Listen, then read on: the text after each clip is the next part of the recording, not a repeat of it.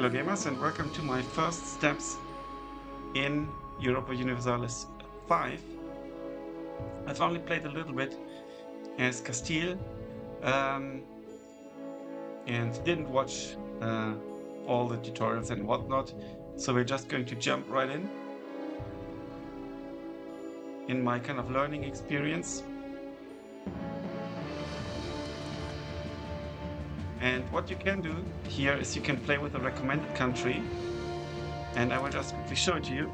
And it's these: Norway, Holland, Hungary, Ottomans, Naples, and Castile.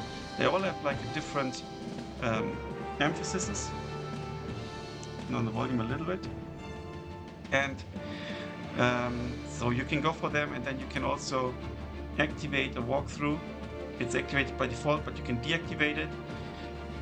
And there's an EU5 quiz on the Paradox webpage, and it suggested military for me, and suggested Ottomans for like an easy start, Castile kind of like advanced start, and France for a more difficult experience. We're going to play with any country because I also want to gather achievements. One thing that's new in EU5 is that like basically every single individual is kind of modeled. It exists in the game world, in the pops, in the parts of population, which also means that the province won't just flip its religion, for example. So you could have people of different religions in one province. And also there's like a thing with control and distance. So if you have no control in one of your provinces, you don't get any tax from it. And the money you get depends on your if you have control of it, then the money you get also depends on your crown status in comparison to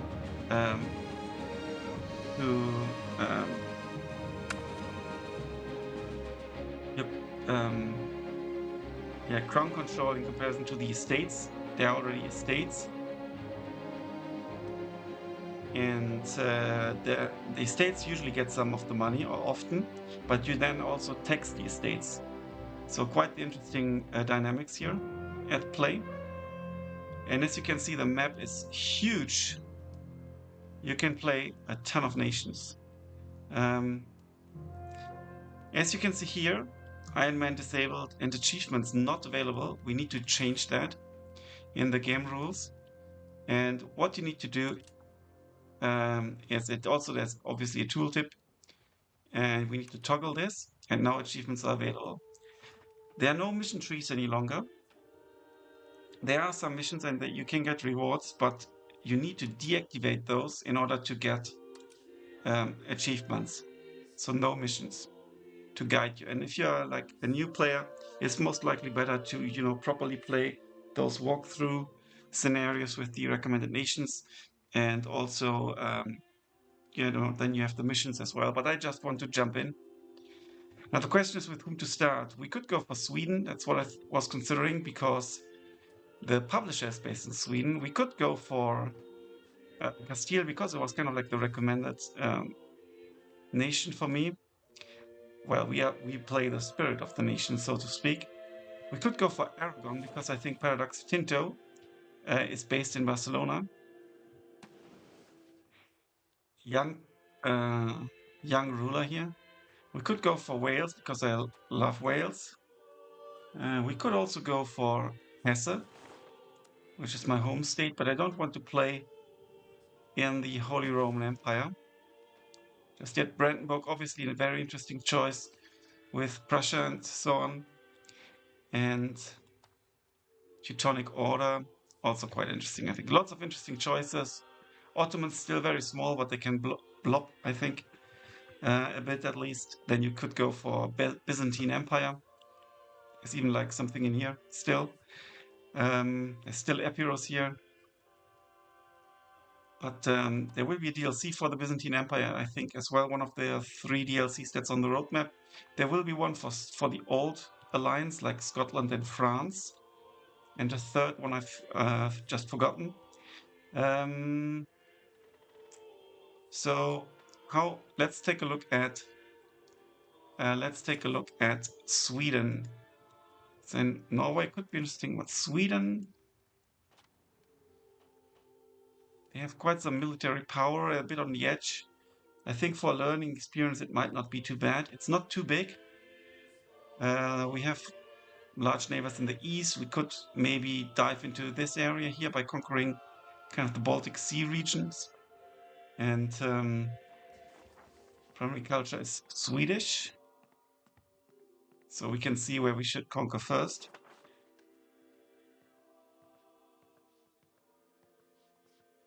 We've got like 30 Norwegians as well. Catholicism is strong. Down here we've got Catholic Church. That's our memberships, I think, in international organizations. It's not the UN. It's not the UN. But it's the Catholic Church. And it's the Swedish-Norwegian Union, actually. Kingdom of Sweden and Kingdom of Norway. Who's in charge? I do not know. Subject. Scania is a fiefdom.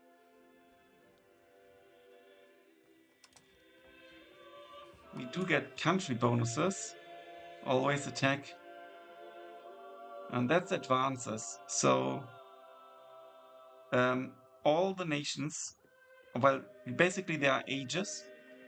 And I think they are triggered automatically. Yeah, here 1342, this age ends. This one ends 1437 and so on. So this happens automatically. There will be several institutions, not just one, that gets established. And then the advances are basically like the technologies. And here we get apparently country-specific bonuses.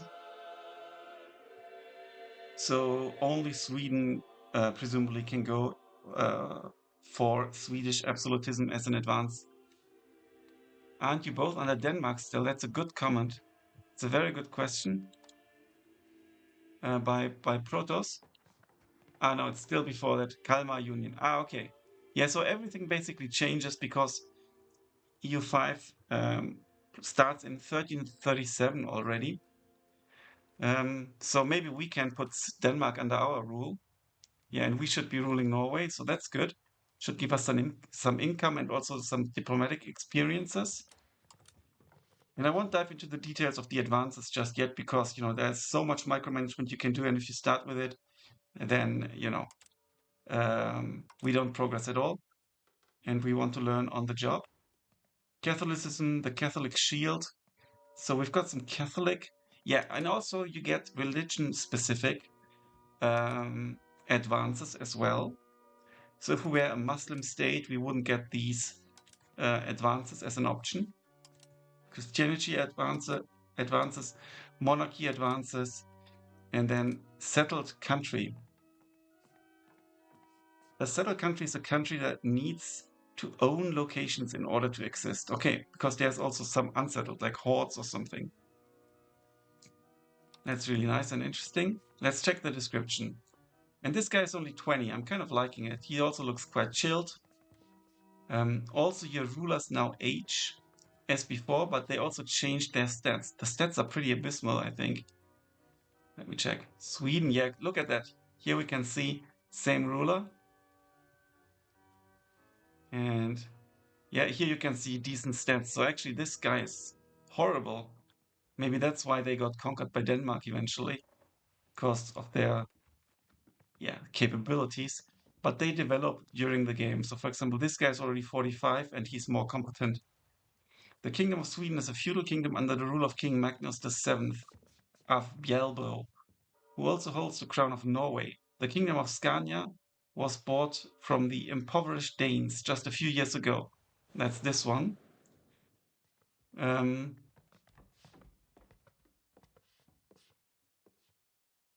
Our realm is vast, but sparsely populated and mostly covered by forests.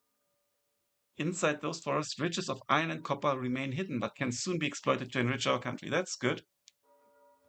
Our realm faces challenges, as we have recently clashed with the mercantile power of the Lord Republic of Veliki Novgorod over Ingria. It's cool, like a lot of introduction here. Ingria we can't click right now. Um, there's still Denmark here as well. Where's Ingria? Is this Ingria maybe? Or Reshek? Not sure where this Ingria would be.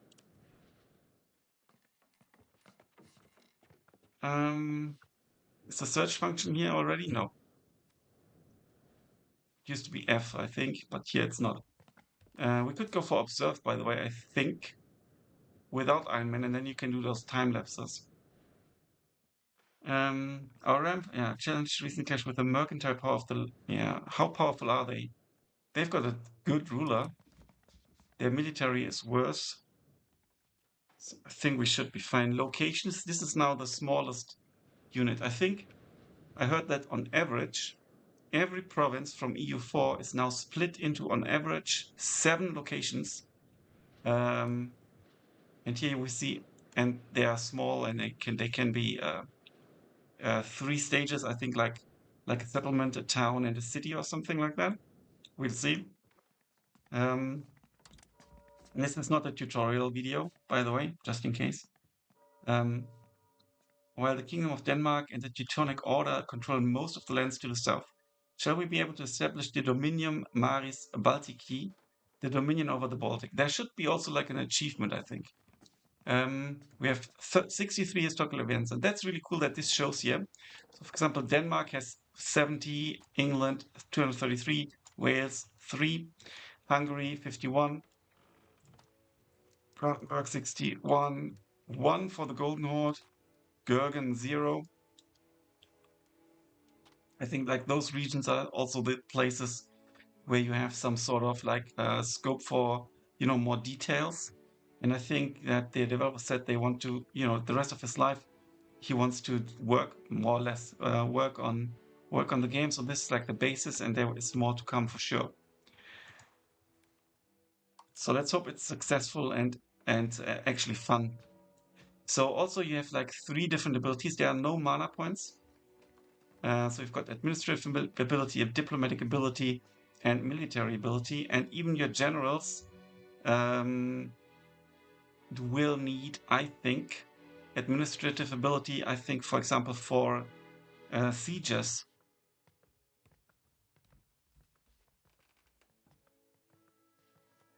And here we can actually check that.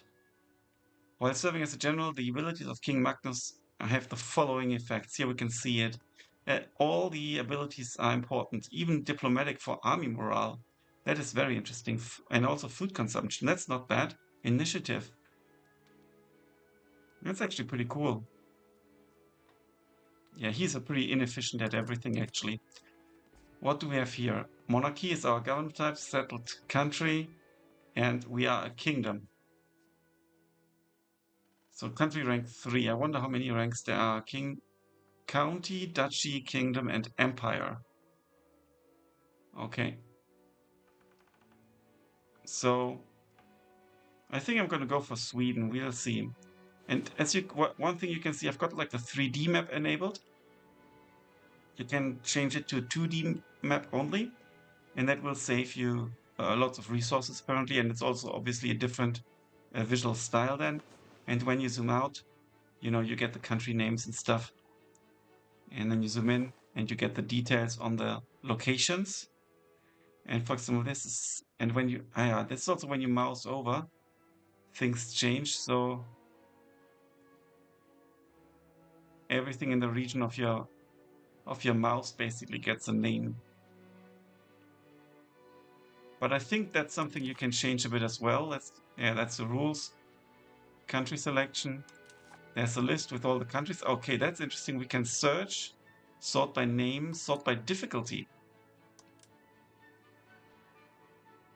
Yaldom of Iceland is easy. Iceland is a fantastic place to visit. Kingdom of Silesia. So where would Sweden be? Sort by difficulty.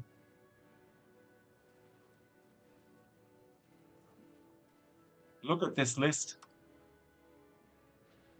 Holy crap. Yeah, that's a ton of countries or nations. These are the most difficult. Kingdom of Scotland is hard as well. Austria, medium. So yeah, Sweden here, easy. And these are like basically not rated, I think. And Sweden focuses on, there's a focus here as well, which I think that's also a nice touch. On politics, okay, interesting. Portugal, obviously also a good choice with colonialism and stuff, but I want to do something a bit more compact first and focus a bit on conquering here. Multiplayer we don't want to do now. So that's something we can maybe also colonize, I guess. So let's go for Sweden. Sweden's Iron Man. I also want to save in the cloud. And achievements are available. I would like to look at the achievements here on this screen as well. You can do that on the main screen. In the main menu, you can look at through all the achievements. They're also sorted by difficulty. But now, where I'm choosing the nation, it would be cool to to see that as well. And by the way, I'm also recording for YouTube at the same time. There are 5 people watching. That's really cool. Thank you very much. It's much appreciated. The Kingdom of Sweden is a feudal kingdom. Okay, we read that already. And also, what I think is new, you get relevant hints. I didn't really check them out yet at my very, 1.5 hours in the tutorial. Start learning walkthrough. Start the learning walkthrough. You can not run the learning walkthrough with missions disabled. Yeah, because you're supposed to learn about military and stuff by doing those missions, and we have to play without missions because I do want achievements. Rebel movements. Your pops, parts of population, will join rebel movements when their pop satisfaction falls below falls below their pop join rebel threshold. It's still, obviously in such a huge game there will be bugs. I hope they're not game breaking. If there's something like this, it doesn't really matter. I don't see there's like an F1 and report a bug thing. Rebel movements will gain progress towards open revolt every month. Depending on their support, when reaching 100% support, they will start a revolt or a civil war. The most frequent reasons for rebel support are low stability, discriminated cultures and religions, and angry estates. The estates are up here. So we've got 2, 3, 4, 5 estates. We'll look at them later. There's the distribution here in this pyramid kind of thing. And then this is our income and our treasury. Then we've got our stability. The stability is not -3 to +3. It's a moving, it's a value, many more increments, and I think it goes to, it trends towards 50. So we are 29, which is not good, but this is also the reason why we have this monthly change, I think.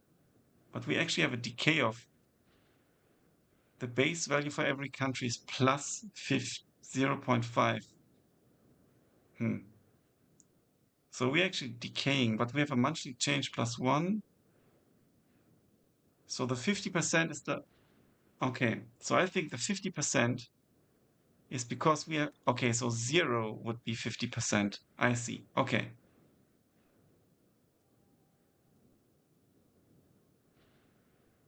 And because we are at 29 and we lose 0.5, our decay is 14. Yeah, presumably. You can spend money to prevent that. There's no mana. Maybe money is the new mana. Maintain federal status. Clergy ratio. So the more primary religion clergy ratio. That helps us a lot. Okay. Recommended actions. Keep the stability and legitimacy as high as possible. This is a legitimacy. It's actually growing. Crown power, pop leaf, rebels threshold, great power score. Monthly change of 0.27. That's good. Base value for every country is -1, but we are investing quite a lot of coin, as you can see. We could invest less and have more money, so that's an option. Move an army to a province with unhappy pops. That should help. The presence of your troops will make them more understanding. I like that. Ultimately, increasing the satisfaction of rebellious pops is what matters. What matters most. Make sure the most numerous cultures in your country are accepted or tolerated, ensuring the rebelling pops are able to buy as many of their pop needs. Yeah, that's also a new thing. They have needs. You can even like brew beer and stuff, I think, as possible from the market. Keep estate satisfaction high, since it severely impacts the satisfaction of all its constituent pops. Grant a privilege to an estate, yeah. Lower taxes, extra hints. Societal values such as communalism and decentralization can also influence the likelihood of rebellion growth. Rebellious pops will join to different rebel movements depending on various factors. For instance, pops of discriminated culture will tend to join nationalist rebels. Pops demanding goods. Pops will try to buy the goods they need for their daily life from the market of their location. If pops are not able to buy all the goods they demand, their pop satisfaction will decrease accordingly. If their pop satisfaction falls below their pop join rebels threshold, be it for want of good or else, pops might start to support a rebellion against the government. Recommended actions. Keep stability, legitimacy, and estate satisfaction high. Expand your production of the demanded goods by building RGO, resource gathering operations. That's a new thing. And buildings from the goods production panel. So like in NO, you basically have like a production chain now. Import the goods from other markets, spending trade capacity. Also, we don't send our merchants around and have those flowing charts basically, or those trade flows. Having unsatisfied pop demands is not necessarily worrying as long as pops are not rebelling. There are rebel hints. You can always open like your hints, which is here. You can also just go on the hints and go for whatever hint you want. These are the hints we've currently got. Then we've got buildings or RGO missing employees. Okay. Different buildings employ different social classes. If there are not enough free pops available of the required social class, when a new building is finished, peasants will start to promote according to the local pop promotion speed of the location. Buildings can also lose employees when pops die due to diseases, sieges, or starvation. Recommended actions. Do not build in locations that are already missing too many employees. Increase. That's also like completely new. Back in EU4, you just build a building and that's it. Increase important sources of promotion speed for the location, stability, literacy, and control. Build a library. That's more like in EU. It's like in Wiki 3. Build a library and a university in our most important locations. Consider destroying the less useful buildings to free up some workforce. Urban locations have a higher base amount of available upper-class pops. Remember, a location needs to have at least some available peasants for promotion to occur. You can check the local pop promotion speed in the demography tab of the location panel. Okay. Possible reforms. I think Leana Hefer said it took her like an hour to unpause. I think it'll take me even longer. Government reforms are one of the most defining characteristics of our country. We should always have all our possible reforms enacted. Press the plus button under the crown card in the government panel to enact a new reform. That's a new thing and that's really important. The crown card in the government panel. Government panel is up here. We'll check all these out in a moment. Extra hints. As the game progresses, more government reforms will become available via advances and events. So we talked about that a bit already. Government reform costs stability to revoke and take a long time to implement. Choose them with care.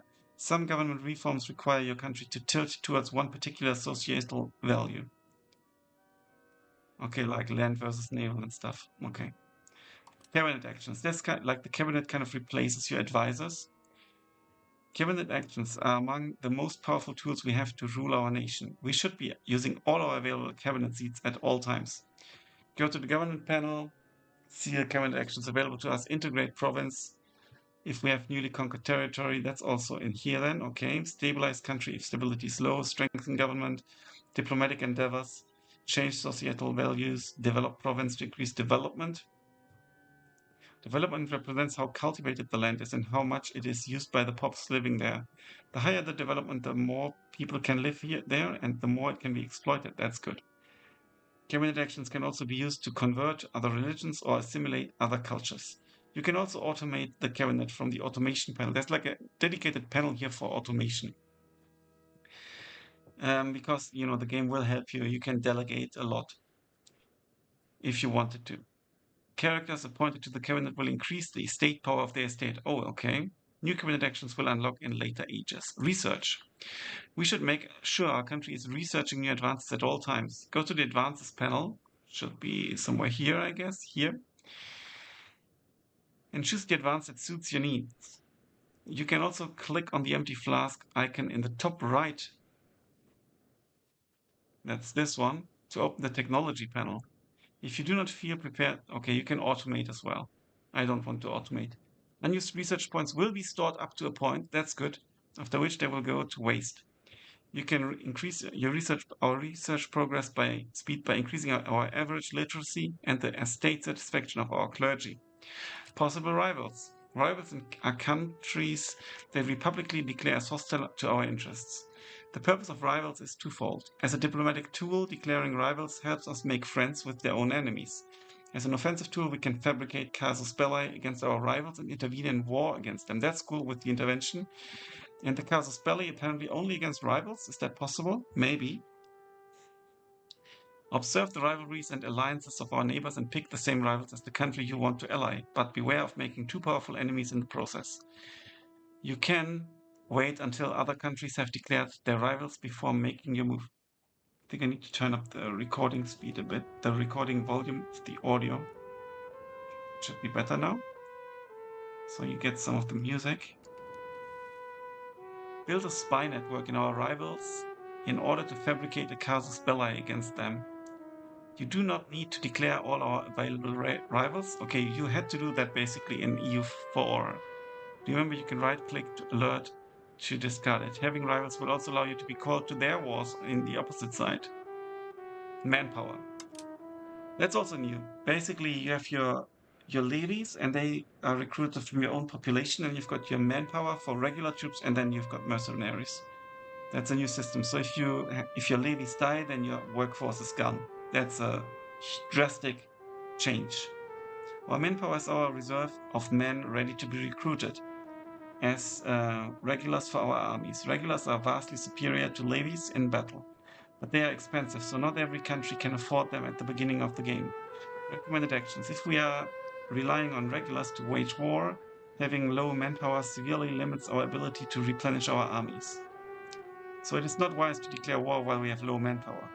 If we are running out of manpower while at war, think about making greater use of levies, hiring mercenaries, or even consider suing for peace.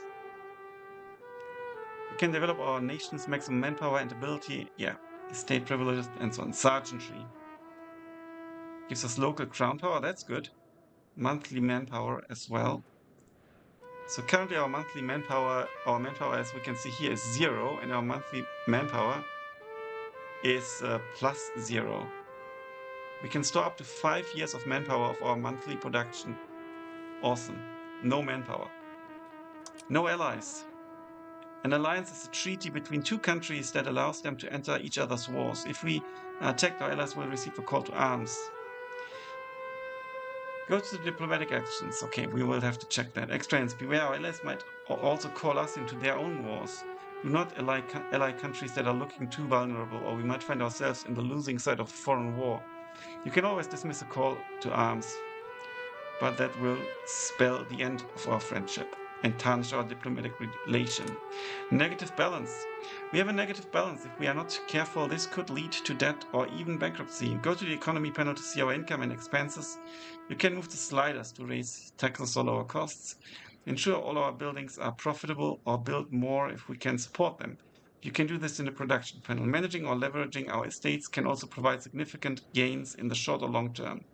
Be aware that the estates can also hold significant political might, and relying too heavily on them may be risky. Setting up the profitable trades is also a great source of income, okay, in the trade panel. Okay, so we went through this. Okay, what do we have here? Two. We have two markets. We are apparently in the Novgorod market.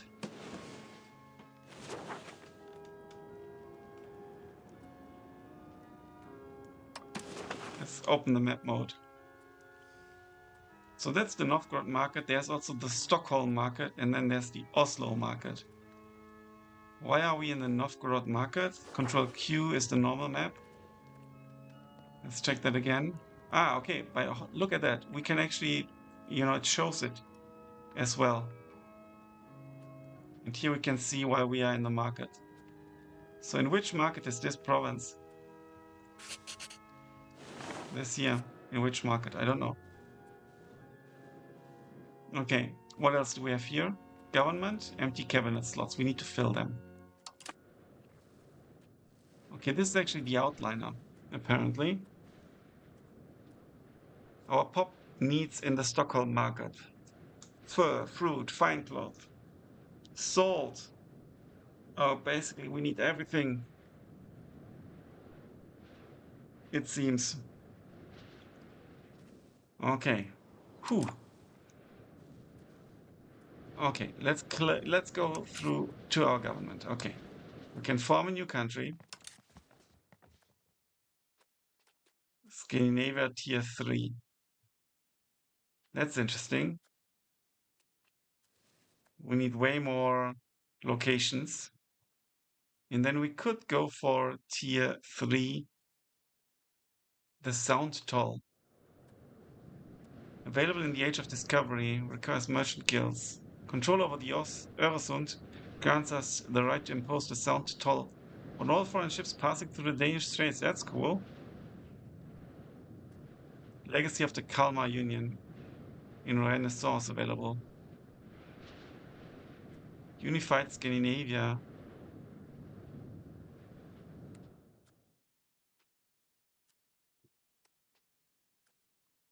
Okay.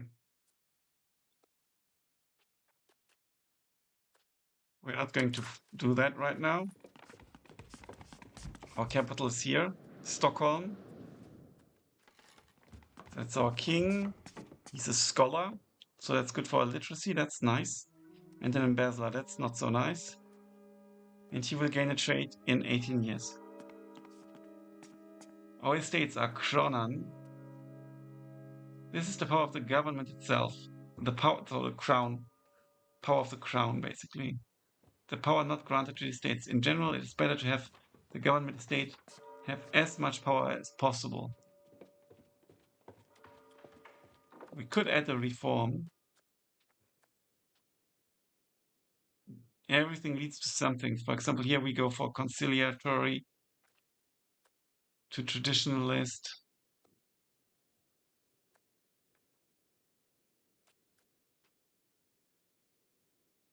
Trade office network actually looks nice.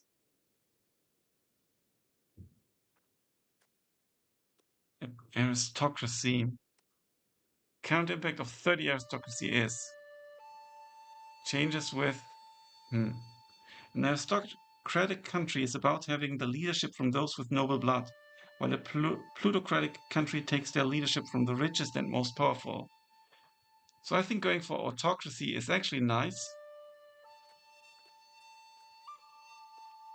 Gives us crown power. I want that. What if I select that now? Autocratic monarchies concentrate power in the hands of the ruler. The state is often seen as their personal property. It is not uncommon for rulers to have ministers and supporters, but these are then referred to as members of the royal household. Let's cancel and quickly browse through them. We can't go for this. Yeah, for these we can't go. Trade office network also sounds good, with the reduced building costs and such. Food production also sounds good, but we go towards serfdom. as a value. And the other is free subject. Exploiting peasants. I think we go for autocracy, so let's do that and see what happens. We reformed our monarchy, making autocracy a part of what defines it. Okay.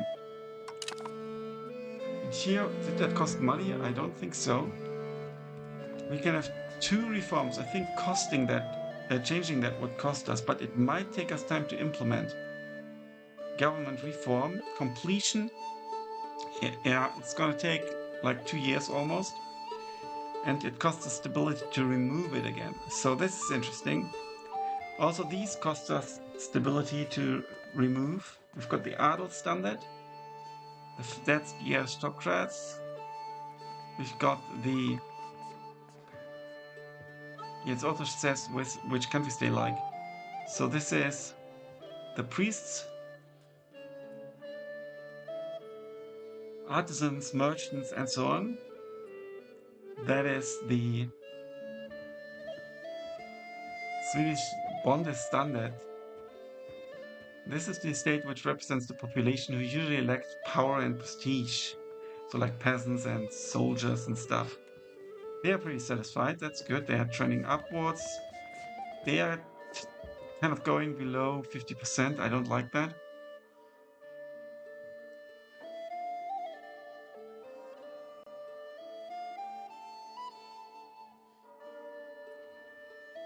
Now we have tribes, but there are hardly any tribes actually. So let's say we were to do something for our aristocrats. We could bribe them. That's interesting. We could also add money as the mana. Add new state privilege. Banal lordship, elaborate court life. Elite council, feudal mercenary contracts. What is this 100%? Estate power.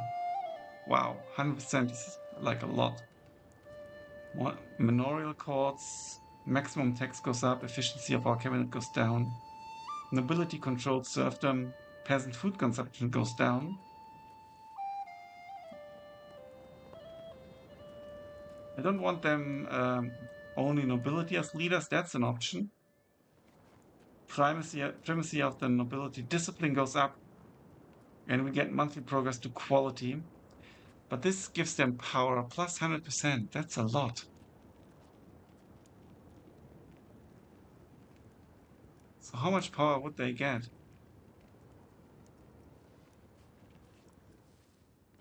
But I think discipline is something I do want. So let's actually do that and see what happens. So this is now 42%, and let's see what happens. Privilege to Adelsstandard. We have been gracious enough to grant primacy of nobility to the Adelsstandard. Oh, I think I gave them the wrong one. Oh no, it's the correct one, okay. So now they are happier.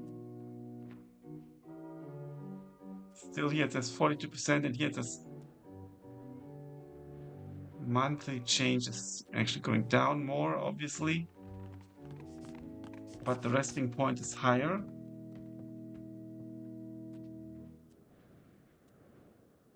Yeah, it's still 100%. I think there needs to be like a tick where it needs to be implemented for a change.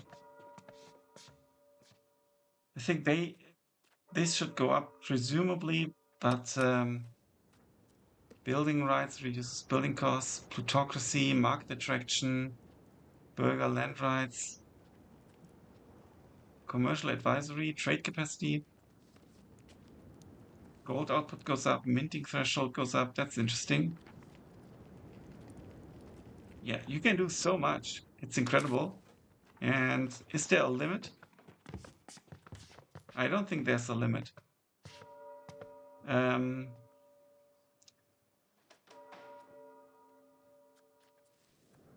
Okay, government autocracy, so reform.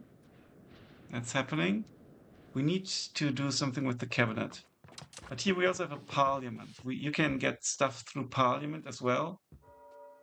Base support, request additional taxes, fabricate casus belli, ask for larger levies, ask for changes, law changes, force parliamentation. So there are also laws, basically like in Victoria, I guess. So we can now appoint cabinet members. We have some options here. We can sort them as well.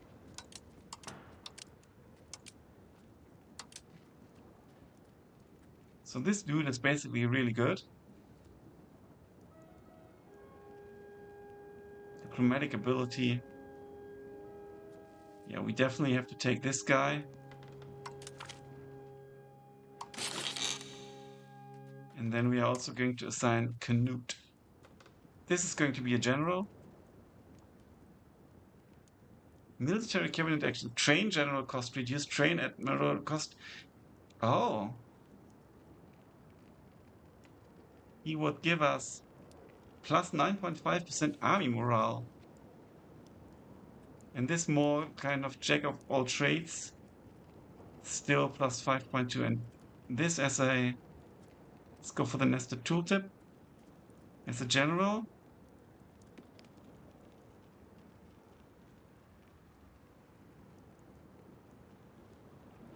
Less army morale, but a lot of discipline. Yeah, let's do it. Let's make him a cabinet member of the cabinet. Canute. 7 viewers, thanks a lot for tuning in as I'm trying to learn EU 5. We expect to see our country greatly benefit from this. Okay, show character information. So we can marry to a lowborn, to a noble, promote him to head of cabinet, change cabinet action. Interesting. Hire courtier, spend gold to encourage a new character to enter our court. Also interesting. It's like search for knights in Crusader Kings 3, I think. And then we've got the laws. Okay, in categorized. Our court language is Scandinavian.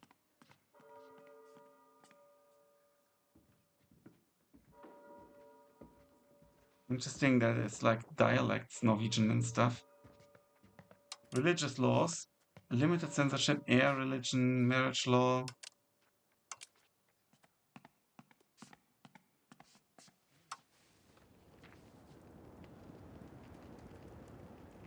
Okay. I think we can change that here.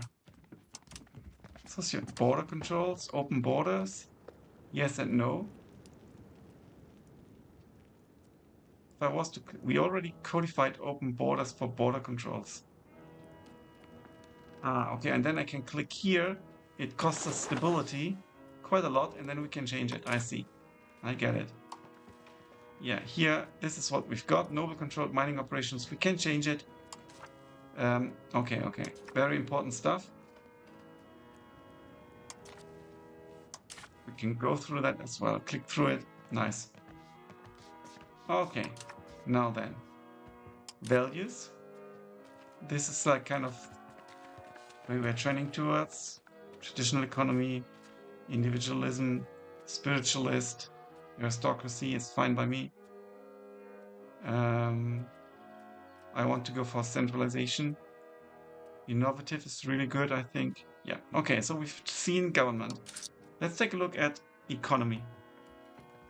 So we've got our tax base and our tax efficiency, which is hampered by our bad crown power and our ruler, who is an embezzler. We can take out loans, we can pay debts, we have an income and an expense. So basically it's like a balance sheet. Hide unused balance. Aha. Interesting. I don't want to hide it because it's exploration and stability and stuff. Buying food, building subsidies, buildings abroad, incredible. Okay, what we can do here is minting. Can we do that, or do we not have gold? We do not have gold. So we would need to buy gold, and then we can mint and create our own coin. And back in EU4, you would always get like an inflation when you have a gold mine and you can't stop it producing and stuff, and it could get depleted. I don't know if it can get depleted in EU5, but if you just produce a little bit of, or if you just mint some coin, like this, roughly, at least in the tutorial, then you don't get inflation. Then here we can change the tax. Apparently we are not allowed to tax them. That's interesting. Then we've got the idle stand. They are being taxed and we get some coin from them. We could tax them a bit more. But as you can see, it's hardly any difference. The Borg stand make the money for us.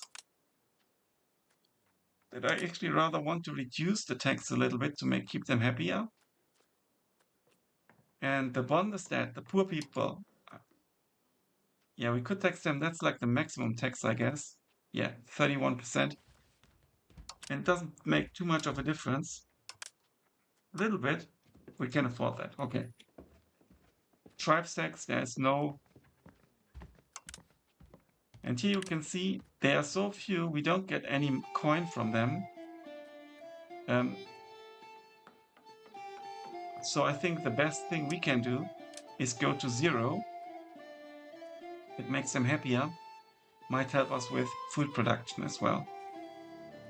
Army maintenance is full. We could automate it. Deactivate to automatically raise the army maintenance at the start of conflict. Raise the... Yeah, let's actually keep it in order to not forget it. Same with fort maintenance. We could save some money here. Because we are really like bankrupt. Yeah, that's a bit too much maybe.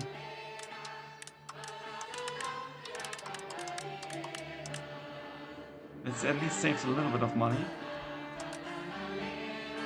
Cost of colonies, we don't have colonies. Diplomatic spending. And that's it for what we're spending. We've got the markets here. Here you can see you can always automate your trade and stuff. We've got the Stockholm market. What can we do here? Swedish trade capacity in Stockholm. Missing inputs in the Stockholm market. All of our government needs are satisfied. All of our building needs are satisfied. That's good. But here we have a problem with these guys. It's good that we get this overview. Let's actually check. No goods available with this search criteria. Let's go for gold. Is there gold available? No.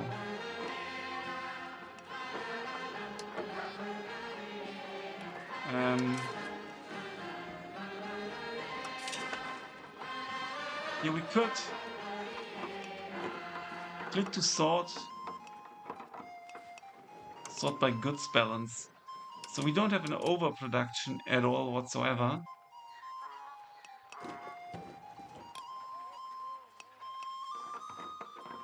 Here we can select a market to import.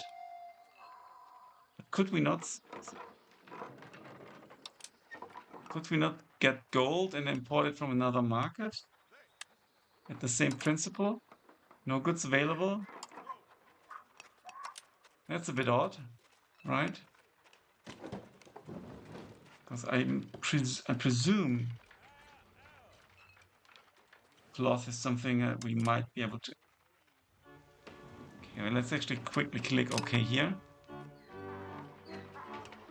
Truly building...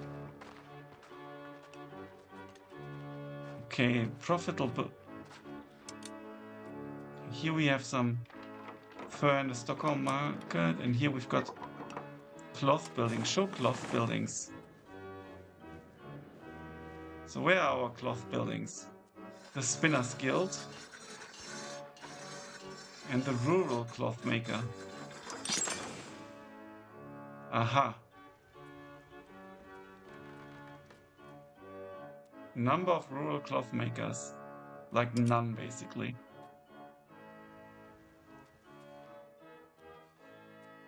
But there are lots of available people. So how much would it be to build a rural cloth maker in Södertälje? 35. It would employ 1,000 people. They get satisfaction. And the cloth would sell for 3.76, while the required goods cost 0.34. Requirements in the Stockholm market to progress is masonry, but we do have that. Let's build it. Now we can see it's going to take 305 days. Okay. So we would gain 1 cloth.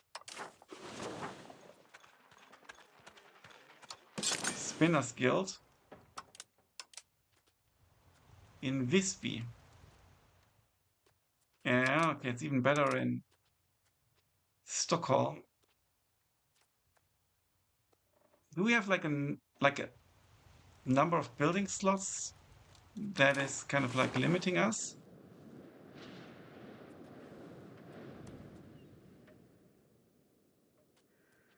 Let's check it. This is our town of Stockholm.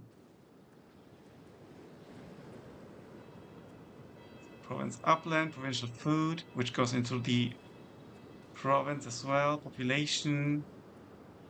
Clay in Stockholm. This is our resource gathering operation. So clay in Stockholm. What does that? No, let's stop that. I think that's what we would get. Requirements for construction lumber. So this is like what we could get there. This is the tax base. So we can build more buildings. Here we see. So also like the locations have 3 different values. You get topography, climate, and vegetation. And this matters for like everything. You need to build roads and so on to, connect to get more control in locations that are further away. So you could, for example, build a bridge across a river and stuff like that. And also it affects a lot of stuff. Capacity, supply limit. Yeah. Very, very interesting.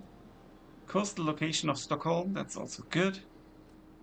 Roads. Here we can go for the road builder. We will look at that right now maybe, but there's no map. What do the colors mean? I don't know.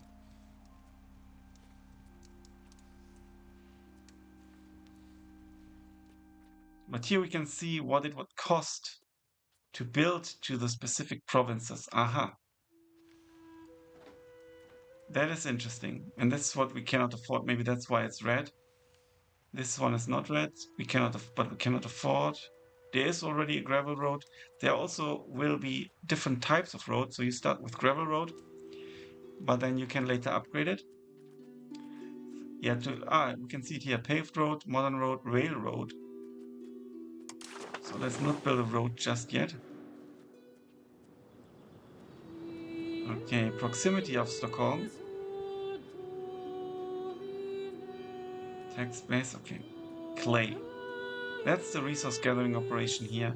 And this is like, when you see this is like the map mode. So you can always change the map mode. And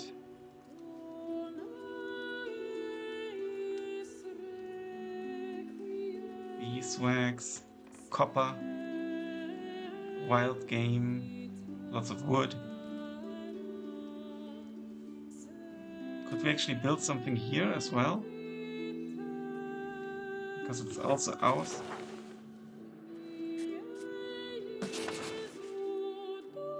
Diplomacy. No, we need to check that. We are a fair bit stronger than them, but we are also the king of them. But we are the spirit of Sweden, so I guess that's the thing here. So let's go back here. What current spread of institutions? 2 of 2. So we've got that spawn in Aachen, feudalism, and there's the legalism from Rome. Food productivity. Food in Stockholm is the local food. It's negative. We need to produce more food here. Available nobles, and that's like the types of troops that are available. Here we see we have a lot of buildings. And that's what available for. Okay, it seems to me, it's just an impression, that there's no building slots.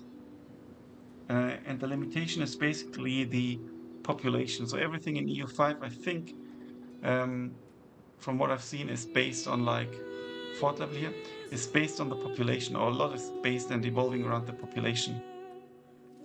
So what I would actually like to know is, okay, there are like lots of map modes here for economy, as we can see here as a tooltip as well. Text base, control, proximity to capital and market. So let's go for example, for control. So we have very good control in this area. So for example, this is 80%, so we can only benefit from 80% of the text base. And as you can see, this is already really bad everywhere. So here we have a maximum of 20%, and then we also have to tax the others. So you really need to get your infrastructure going. Aha, we can create markets, interesting. Yeah, so that's a really, really important concept as well. Let's go for tax base, proximity to capital. Also, yeah, very far away. And then the actual map modes you get down here, and they are like, I don't know how many, like a lot. This like the default quick access basically. And then this is all find a map mode. That's good. I need to make a screenshot. I'm going to write an article about the game, or like a review. This is also why I have access already. So I want to take screenshots as well. And there are already 14 people watching. This is quite impressive. Thank you very much. Technical fortification, diseases, maritime presence, harbor capacity, which is also quite important, I think. Topography, and so on. So let's go here again. Text-based development, prosperity, location ranks, raw materials. That's important. But basically, you know, because the text base is so low, only things that are around Stockholm. Where's Stockholm again? 1 second. Let's go Q. Here's Stockholm. So what we can do also, I can do control groups like in an RTS. So I make this control group 1. And when I press 1 now, no, it doesn't work. Okay. It worked in the tutorial. Wait 1 second. Let's select Stockholm, control 1. No, somehow it's not working. I don't know why. But what we can do is we can, put it here. And I think we need to work on Stockholm and improve stuff here. Let's go back to okay, this pops up automatically. That's actually good. And let's go back to the resources. So we've got clay here. Okay, that's not too thrilling.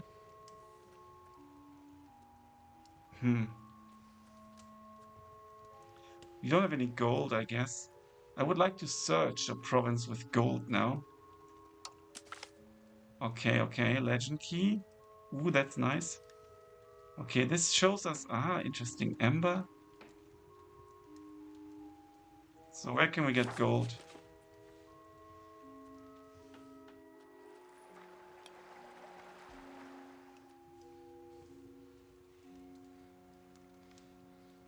Is there gold here?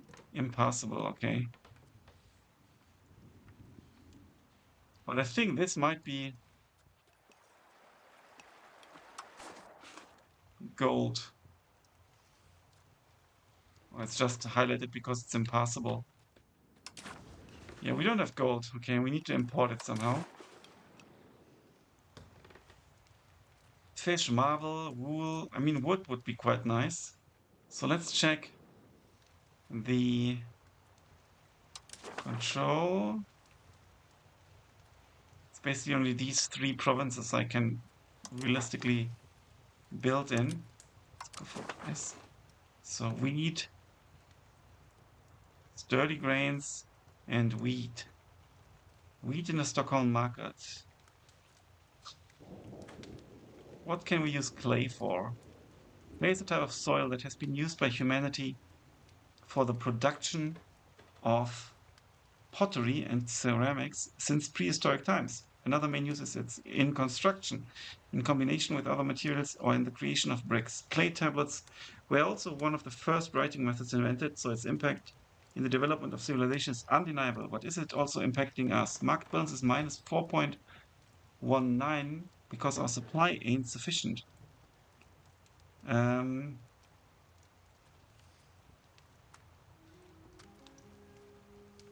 So there's already less control. Yeah, this is like the proper Stockholm. So, okay, we can expand the RGO. Let's actually do that. Output per level is 1.18. Profit per level is 0.58. We need to do that in order to get into the positives. And let's also expand it here once. What I really like is that we get the, you know, the, one second. Middle mouse button also freezes it. Here we see what demands the wheat. Beer, workshop, for example, that's important.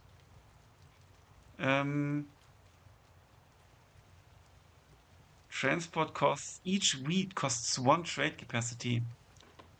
This, I don't know where our trade capacity is. We lose prestige. That's bad. Oh, because of the fort maintenance, maybe.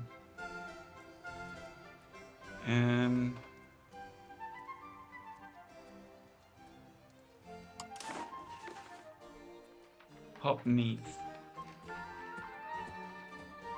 Shortages in Sweden. We do not currently need any more wheat. Okay. Now,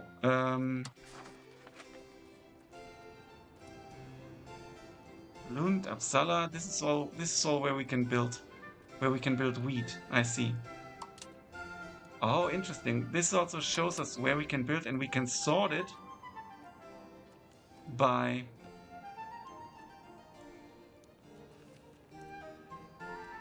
the resource.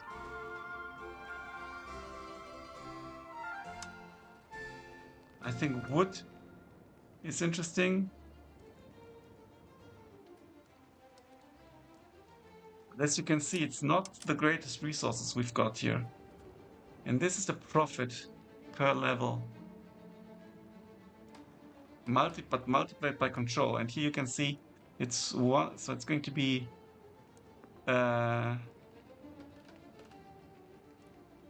each additional level of this RGO would add 1.41 to the tax space of this location. But then selling to Stockholm market. Yeah, but I think this is already the actual profit, or is it just the tax base because it's multiplied by control?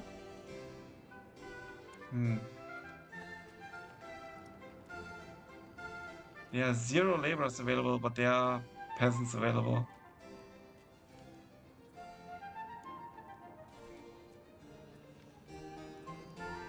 Now Uppsala, but if we don't need it, it doesn't make sense.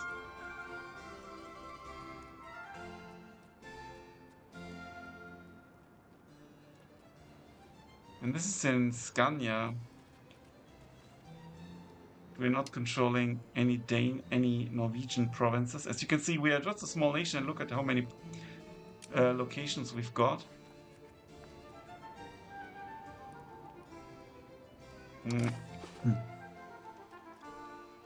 Let me consider lumber. On control, local crown power ain't great.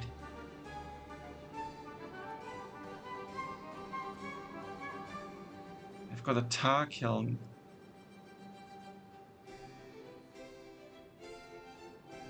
I think that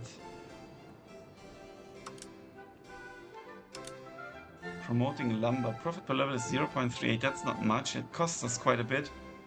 But I think more lumber is the way we need to take. And we can actually already see it reduces. It reduces. Okay, we would have less laborers than we actually need, so that doesn't really make sense. Sturdy grains, for example, is the same. What could the peasants do? Irrigation farming village. Is that something we can build, like a market village? Effects on the location, plus 100 laborers, that's good. possible soldiers, local food capacity, trade advantage, trade capacity, possible production. That's massive. I mean, there's so much you can do here. And what about the effect of a market village here in this location? Where did I click? They've got a cathedral in Uppsala, nice.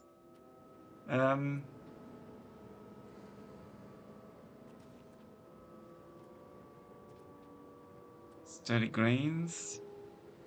I think I clicked on this, right? So there would be like and what can we build here? So for example, for the peasants, we can go for irrigation. What's the effect? We need some masonry. It's going to take quite a long time.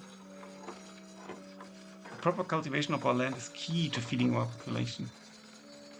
Local food production goes up, I see. What can we do with you? Royal Court. Monastery Scriptorium, that's nice. This scriptorium in a new location. I don't want to build it in a new location. Oh, we don't have one yet, I think. And what can you do? Marketplace, we've got some. Potter's Guild, Tools Guild, Naval Guild, we've got some guilds. Dye Maker, we don't have. Library, we don't have. We can't afford either. There are not enough books in the Stockholm market. Interesting, that's funny. Okay, that's a ton of things we can and have to do. An orchard would be nice. A granary. I think we do that in one of the other buildings. Bog iron smelter. A sergeantry would be important. I don't think we have a sergeantry, right? Local crown power goes up by 25%. Can recruit regiments here. Yes. Very costly. Could we build a sergeantry here as well? On whom did I click for that?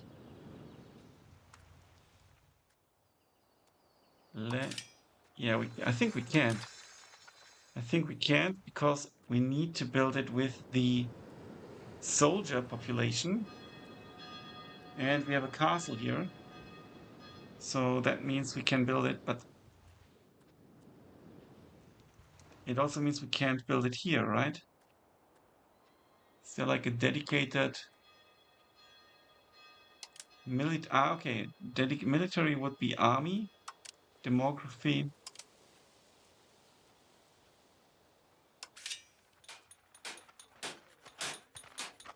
Okay, I think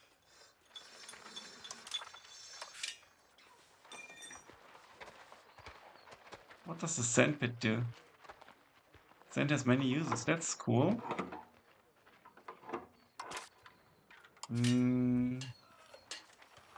Sorry, that is taking some time.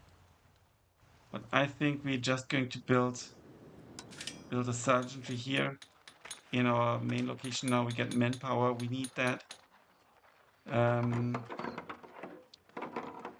So 50 we can afford, I think. I don't think we can, but in the worst case we take up a debt because we really need that.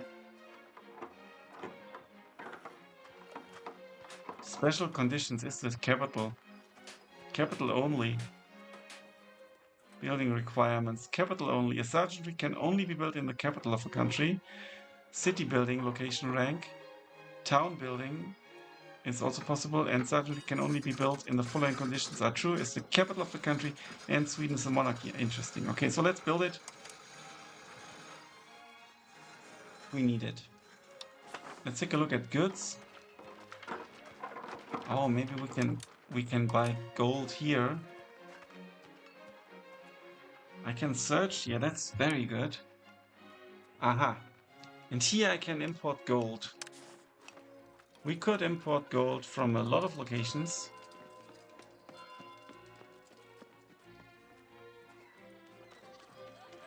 There's no surplus of gold. Where's the surplus?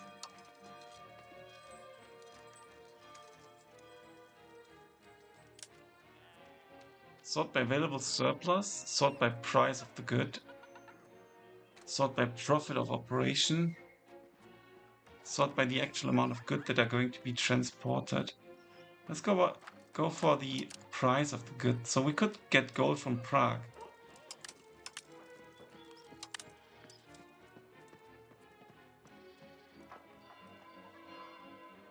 So buy is minus 4.94.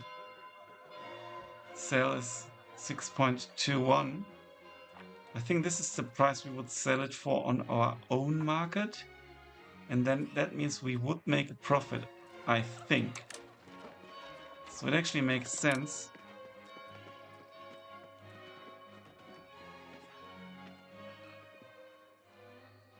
The profit doesn't really go up. Let's just do it with 1. Let's go for 2. Let's go for 2. And set up the trade if we can. This gives the each location with a possible trade the color. Okay, there's the Prague market. Okay. Can we set up the trade? No, we can't. Why not?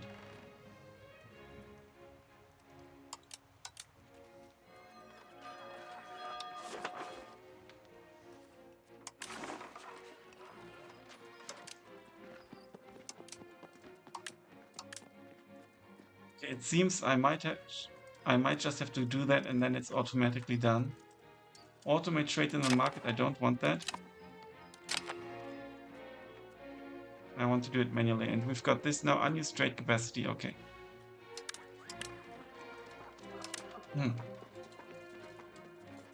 Let's get gold.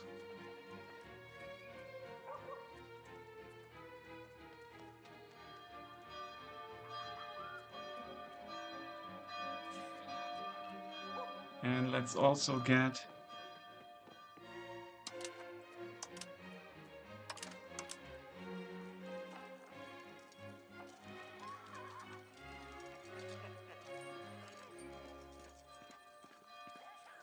what else should we get? Books.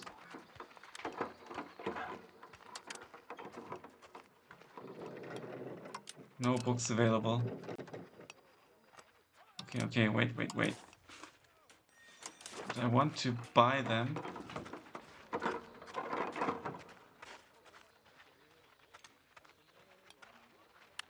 Books, no goods available, okay. Can I see here if we have a surplus or not? Okay, we have a lack of clay, we know that. We have a lack of... Actually, we have a lack of this. We could build this, but we don't have the coin now. We have a lack of fur. Fine cloth.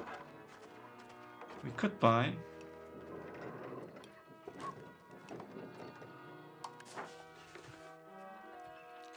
From Riga.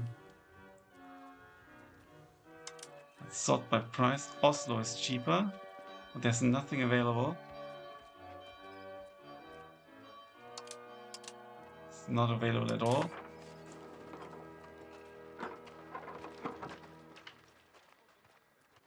Liquor.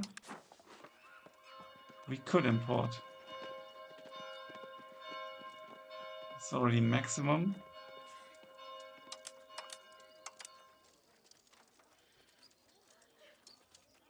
So we can't import more, unfortunately. Sugar.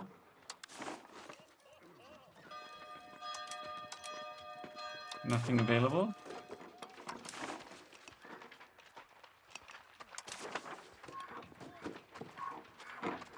Coal. Solar. Ah, here we can... Holy crap. What the hell did I just do?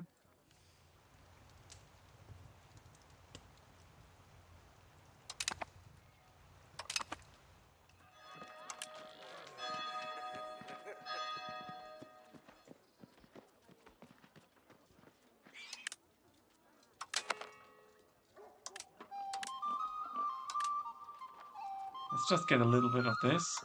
Maybe I misclicked something here. Go for the sugar again.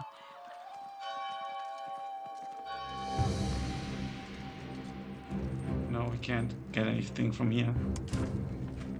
So... furniture.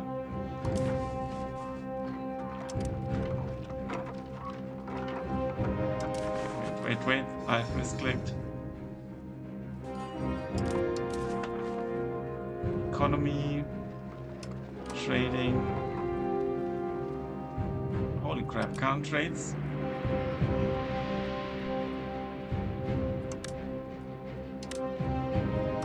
Let's just increase that a bit. Suggested trades for government needs 0, for building needs 0, for population needs. There are some suggestions. Okay, that's actually very, very helpful. So they suggest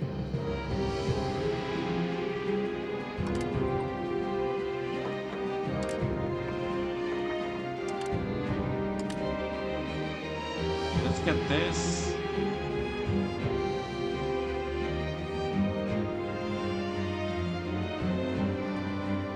Let's get some sugar.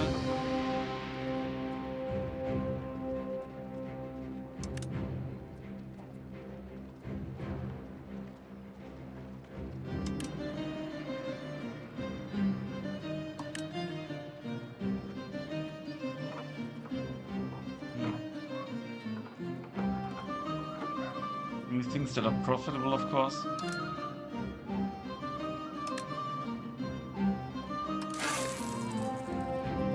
I need to click that as well. I see. Okay.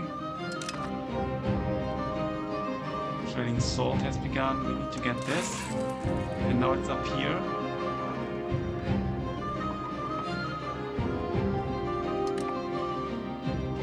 And now we've used up our market capacity, but I think that's fine. Trading capacity. And I'm going to stop the YouTube recording here, but the stream will continue. Thanks so much for watching on YouTube. Until then, bye for now.